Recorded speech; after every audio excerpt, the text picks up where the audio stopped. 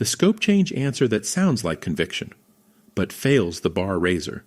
Most candidates describe the resistance they faced without ever showing they genuinely understood the opposing argument, and the bar raiser sees that as persuasion theater, not earned conviction.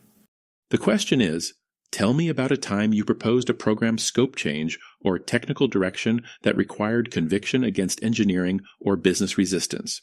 Be bold at Meta means proposing uncomfortable changes and driving them through, not waiting for consensus to form on its own. What the bar raiser is actually listening for is whether you genuinely engage the opposing argument and earned alignment, or whether you simply push through because you had the leverage to do it. Here is how most candidates answer this scope change question: structured, calm, and completely missing what the bar raiser is looking for. We were 6 months into a platform migration, and I proposed cutting 3 planned integrations from scope to hit the launch date. Engineering pushed back hard. They felt we were shipping something incomplete. I held firm because the data showed our core users only needed 2 of those integrations in the first release. I presented the usage analytics to leadership, got sign-off, and we launched on time.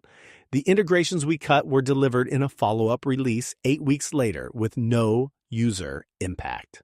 No evidence candidate understood engineering's technical completeness concern, convictions sourced from leadership sign-off, not from engaging the objection. Usage analytics presented upward, not used to address the engineering team directly. Outcome framed as vindication, not as earned alignment with the resistant team. Here is what I am writing in the debrief right now. Item 1. Candidate never articulated the engineering team's technical objection in their own terms. Item 2. Conviction sourced from leadership approval, not from engaging the opposing argument directly. Item 3. No evidence of meaningful dialogue with the resistant team before escalating upward. Item 4. Alignment achieved through authority, not through understanding, fails the bar raiser distinction. Verdict: does not demonstrate, be bold. Same question, same scope change. Now listen to how this candidate demonstrates that their conviction was earned, not imposed.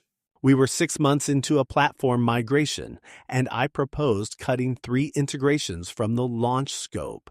Engineering's concern was real. They argued shipping without those integrations would create a data consistency gap that downstream services depended on. I spent 2 days mapping the actual dependency graph with them. We found that 2 of the 3 integrations were only consumed by 1 internal tool with 12 active users. I showed that analysis directly to the engineering lead, not just to leadership, and proposed a contract. We shipped the 2 high-dependency integrations on time. I personally own the follow-up release within 8 weeks, and we instrument alerts to catch any consistency issues in the gap. Engineering signed off. We launched on time, 0 consistency incidents, and the remaining integration shipped in week 6. Candidate restated engineering's technical objection accurately. Data consistency gap, not just incomplete. Conviction grounded in 2-day dependency mapping with the engineering team, not from authority. Proposed a concrete contract with the resistant team, shared ownership of the risk. Outcome quantified and earned. Engineering signed off after understanding, not after being overridden. Notice what changed. The candidate engaged the technical objection directly before they ever escalated. Item 1. Candidate accurately restated the engineering objection, data consistency gap, on its own terms. Item 2. Conviction built through direct technical investigation with the resistant team, not leadership escalation. Item 3.